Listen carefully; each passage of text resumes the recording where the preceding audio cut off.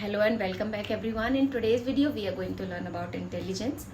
As we all know, intelligence topic is very vast and very important in itself. If we attempt any exam related to teaching or any state TET, तो intelligence जो है बहुत vast topic है और बहुत सारे questions हमें देखने को उससे मिलते हैं.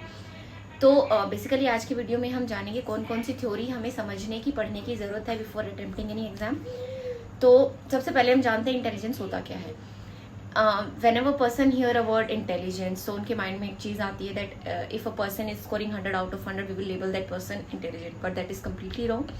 इंटेलिजेंस एक टर्म है जो कि बहुत सारी स्किल्स अपने आप के अंदर कम्युलेट करके रखता है, बहुत सारी स्किल्स उसके अंदर आती हैं. ठीक है, तो और अलग अलग साइकोलॉजिस्ट ने अलग अलग मतलब अपने अपने व्यूज़ दिए, थ्योरीज दी. उन्हीं थ्योरीज को अगर हम मेजर 2 पार्ट्स में डिवाइड करें तो बनती है psychometric approach and the second one is information process approach. Information process approach तो नाम से ही समझ में आ रहा है, ऐसी थ्योरीज जिसके अंदर हम जानेंगे मतलब एक्विजिशन कैसे हो रहा है, उसको मेटा यानी उसके अंदर प्रोसेस कैसे हो रहा है इंसान के अंदर, और जो है मतलब रिकॉल करके प्रॉब्लम को सॉल्व कैसे किया जा रहा है. ये जो है इंफॉर्मेशन प्रोसेस अप्रोच के अंदर हम जानेंगे, उसके अंदर थ्योरीज आएंगी.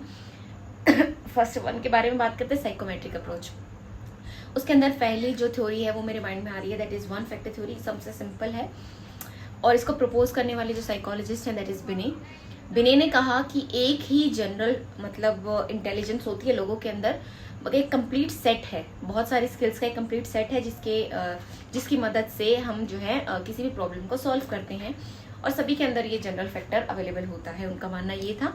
अलग अलग साइकोलॉजिस्ट ने उनको सपोर्ट भी किया, जैसे एबिंगहॉस है, टर्मन है और बहुत सारे अलग अलग psychologist. The second theory that comes up in my mind is two factor theory. Two factor theory देने वाले जो साइकोलॉजिस्ट थे दैट इज स्पीयरमैन.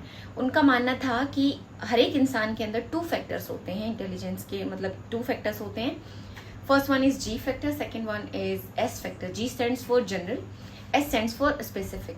उनका मानना था कि जो जनरल फैक्टर है वो जेनेटिक होता है, हर इंसान के अंदर अवेलेबल है और जो है यही मोस्ट इम्पॉर्टेंट है, ये बहुत ज़्यादा इंपॉर्टेंट है, इसी से हम किसी भी प्रॉब्लम को सॉल्व करते हैं.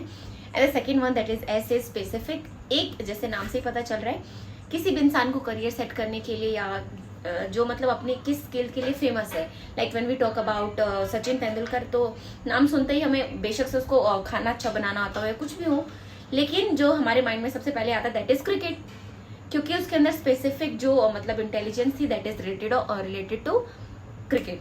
तो जो स्पेसिफिक फैक्टर था उसका क्रिकेट यानी जो स्पोर्ट्स से रिलेटेड है वो हाई रहा होगा, तो दैट इज